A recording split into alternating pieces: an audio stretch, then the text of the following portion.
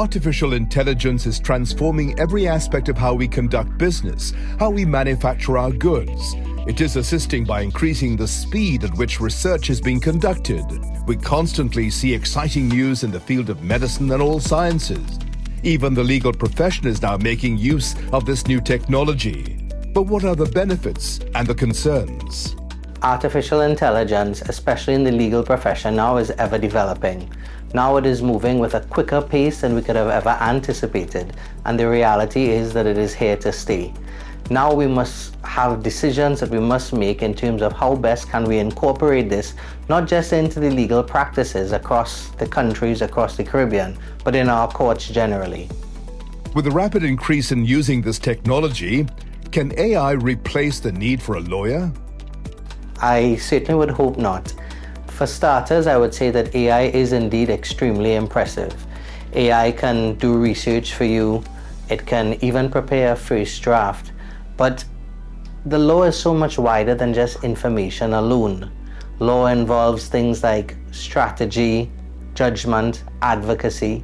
So much of that actually takes place in the courtroom. And AI is not present in the courtroom. It cannot assess a court. It certainly can't cross-examine any witnesses, not now at least. So the way I would phrase it is, it's not really about replacing your lawyer. It can supplement your attorney at law instead. The beauty of retaining your attorney at law and why AI could never entirely replace attorneys is the extent of the appreciation of not just what happens in the courtroom, but the interpretation, the experience that your attorney brings. AI technology is unlikely going to be able to assess a judge's demeanor, how a judge feels about a case, the way that a witness reacts to certain questions, etc. So interpretation is also key. Many are seeing the benefits of investing in AI and are now embracing the impact on a day-to-day caseload.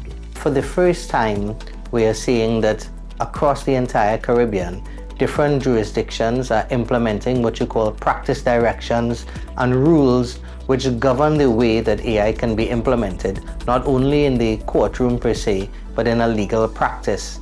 The hallmark of that, however, has always remained that while a lawyer can delegate a task to AI, it can never delegate the responsibility.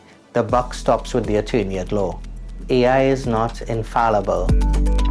AI can make mistakes, and when AI is wrong, as we sometimes say, it is wrong and strong. It is wrong with the utmost confidence. So this is something that we must always treat with caution. Indeed, while there is a rush to embrace the technology, there will always be a role for the human element to discern what is real or fake, the need to maintain compassion, and the skill to think and evaluate every situation differently. I can say that the Caribbean as a whole is now almost up to speed with a lot of different countries across the globe that were formerly leading the AI race. Now we have the same access to the softwares that many of our other global leaders have been using for the past couple of years. Across the legal community and across the Caribbean, I can safely say that it is now being slowly accepted as part of the legal profession. Attorneys are now seeing AI as a useful tool rather than the enemy.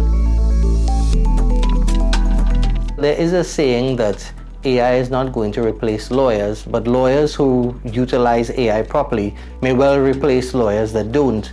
So we never want to treat artificial intelligence as the enemy when we look at it through the lens of the law. Instead, we have to keep in mind it is a useful tool. The reality is it's not going anywhere. So we need to find out how best we can have it maximize the benefit for the people across the Caribbean, while at the same time managing the extent of its risk. Used properly, AI offers the opportunity to work smarter and faster, assisting the lawyer to become more efficient in serving the needs of their clients. Certainly, citizens can use artificial intelligence, including with respect to all aspects of the law. But my advice would be that that is predicated upon just a basic understanding, a foundation of the law. Because a clear distinction must be made between information versus advice. AI might give you information, but your lawyer is still the one to vet and provide the appropriate advice to you. And if that distinction is understood, it will help both citizen and lawyer alike. There is a lot of talk across the Caribbean as to whether artificial intelligence and the law should be something that we fear. My view is different. I do not think it should be feared. It should be respected.